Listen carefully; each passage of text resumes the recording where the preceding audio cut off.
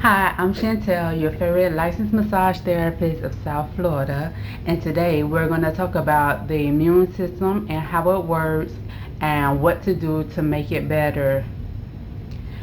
Your immune system is the system that is combative.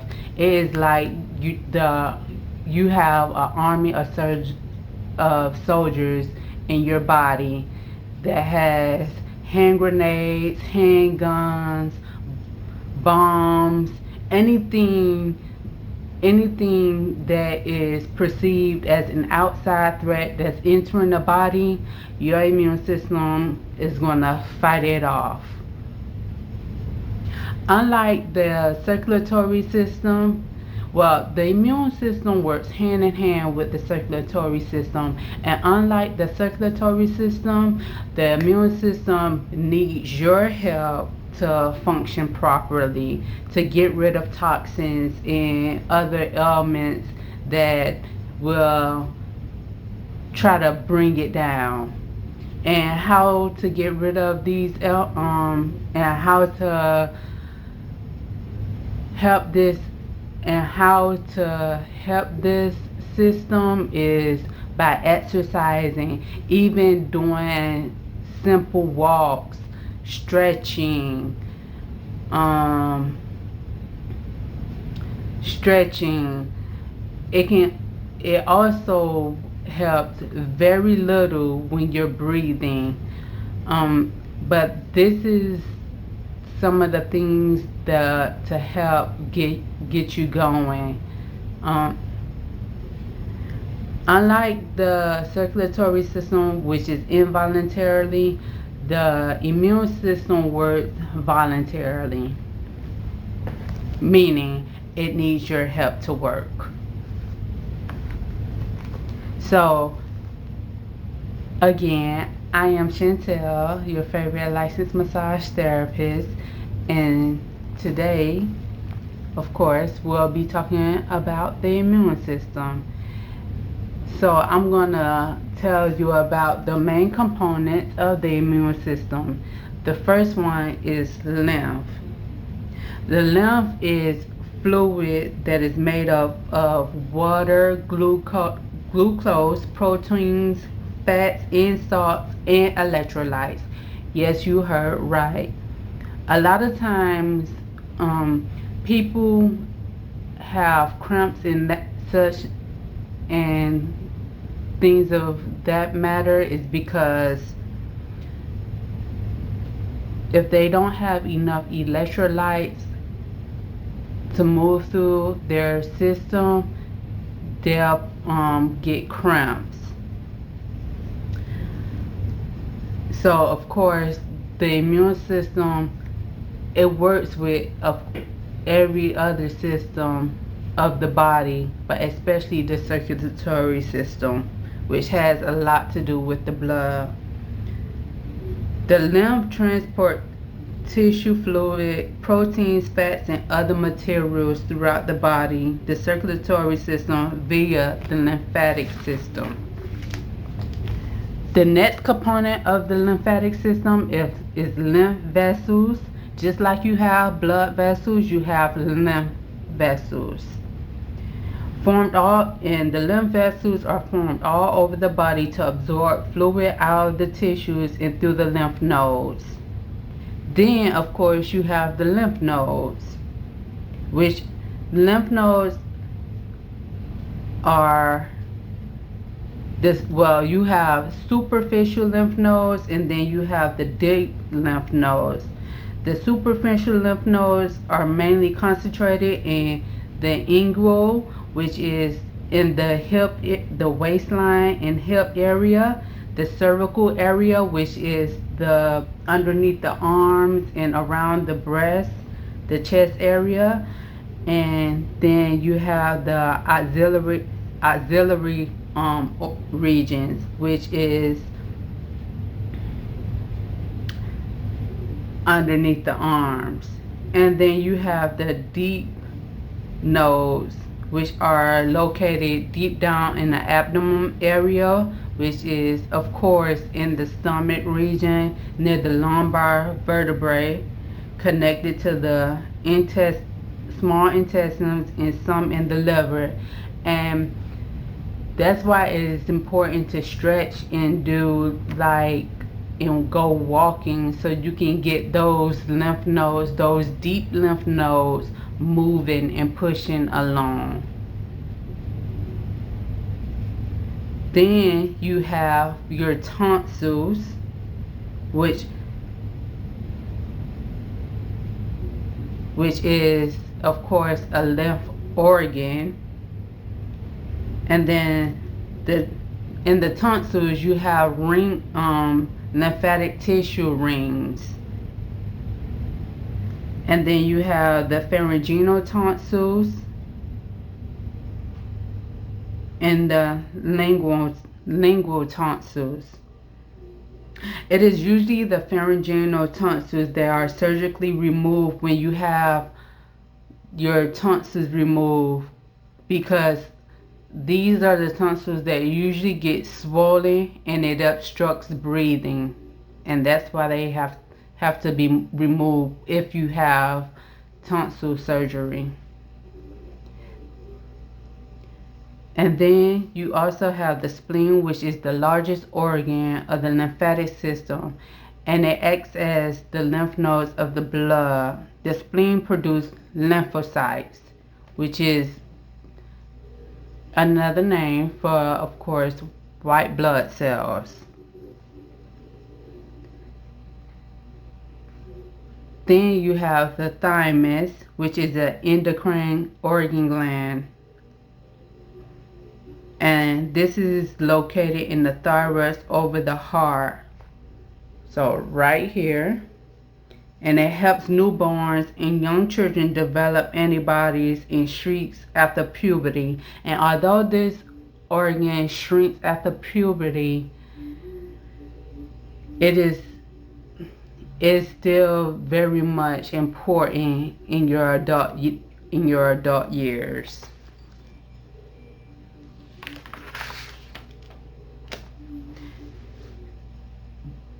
Then we have foods that will help improve your immune system.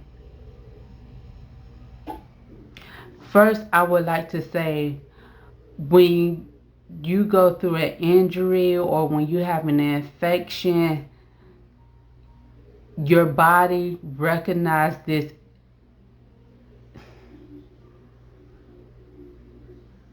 It recognizes it. It reacts as one. That's why you go through the same, sometimes this similar, through similarly events like swollen things, swollen organs or inflammation of the vessels.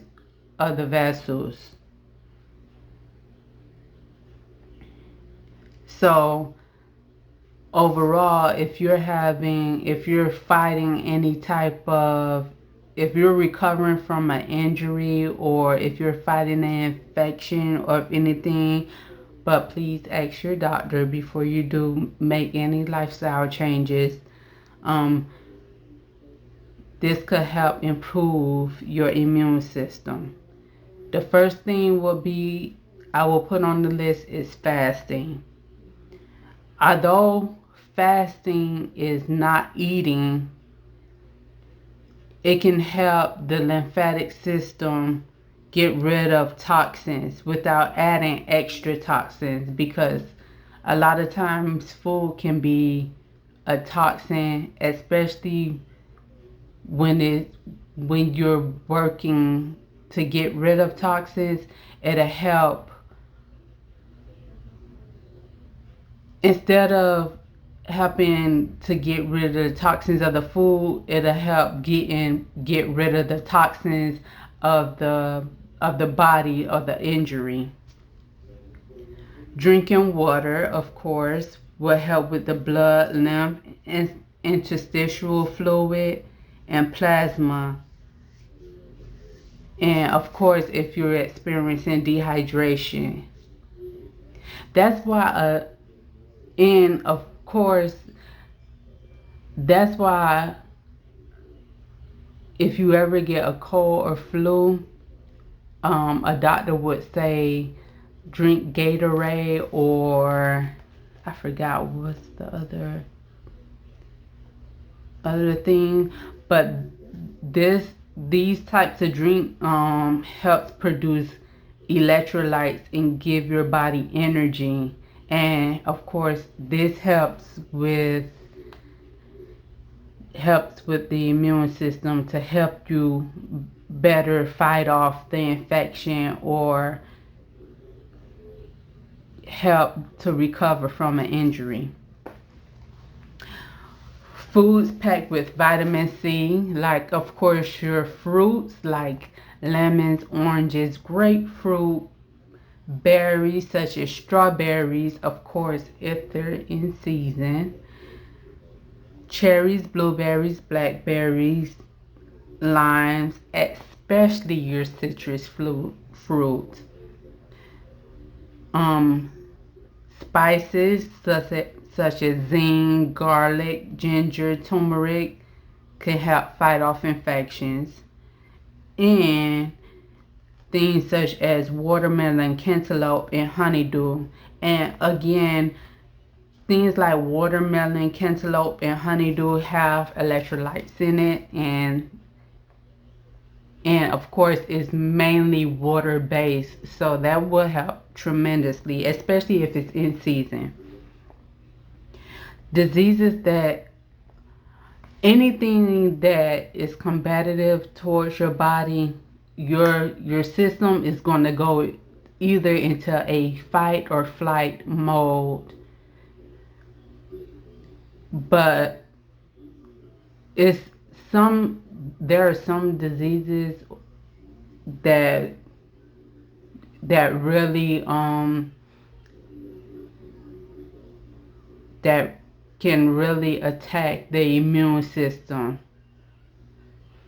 which is HIV or AIDS, which is HIV is a human immune deficiency virus, and AIDS is acquired immunodeficiency syndrome, which is developed most of the time after you get HIV virus. Then you have other autoimmune diseases such as psoriasis, lupus, rheumatoid arthritis, and scleroderma, multiple sclerosis, and Graves' disease. And although asthma is, again, if you come into any type of infection or disease or injury, your immune system will be affected. So although asthma is more of a respiratory type of disease, it will also affect your immune system. And then you have the type 1 diabetes.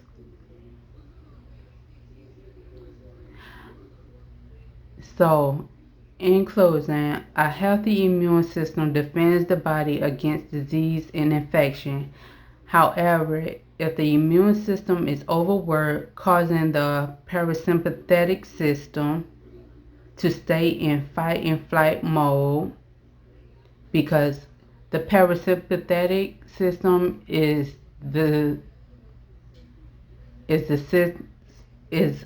part of the nervous system, but however, if it stays in fight or flight mode too long, it will tire out, and what was once healthy will stay to attack itself, causing cells, tissues, and organs to weaken and even turn life-threatening.